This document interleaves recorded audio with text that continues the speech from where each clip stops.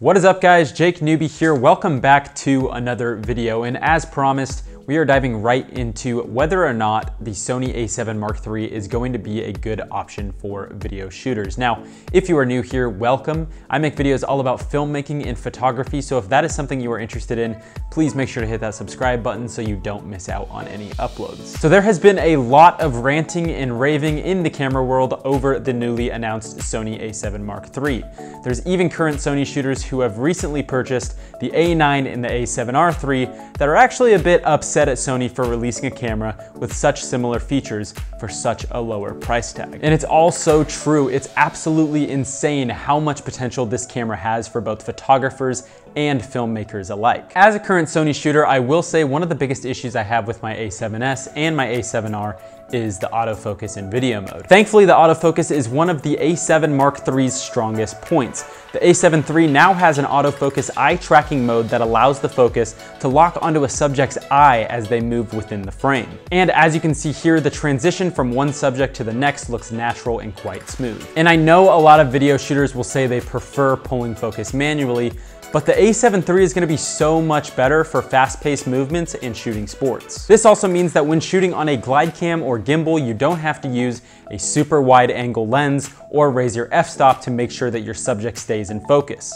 Instead, you can use a tighter focal length and a lower f value to achieve a good separation between foreground and background while still ensuring your subject stays in focus. Now, for a lot of people, one of the biggest issues they had with the launch of the A9 camera was the fact that in video mode, you didn't have all the picture profile settings they were used to having with all of the other Sony models. With the a7 III, not only do you get customizable picture profile settings, you also get S-Log2 and S-Log3. This ultimately means that you're gonna be able to pull up to 14 stops of dynamic range while shooting video. The a7 III records 4K video at 30 and 24 frames per second. However, there is a slight crop factor while shooting in 4K.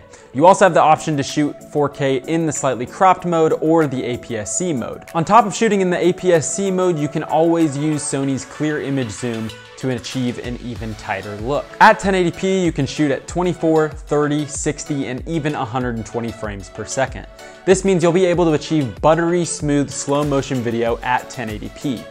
Now, we still don't have 4K at 60 frames per second or 10-bit video, but I definitely think we will have at least one of those features with the a7S Mark III. On the body itself, we have a designated record button that is so much better than the buttons on the a7S II and the a7R II. And I know that sounds like such a small thing to complain about, but honestly, one of my biggest issues with my cameras now is the fact that the record button is so small and runs almost flush with the camera body. With the a7 III, the button is now next to the viewfinder and is much larger than previous mirrorless models. Lastly, its lower megapixel count and newly designed back illuminated sensor allows users to take better images in poor lighting conditions. Now, I know there's already tests on YouTube on how the noise compares to some other mirrorless cameras like the 6500, GH4, and even the a7R. So if you're interested in seeing those, I will definitely link them down below. In summary, I could definitely see myself using this camera as a video option. The features of this camera are quite similar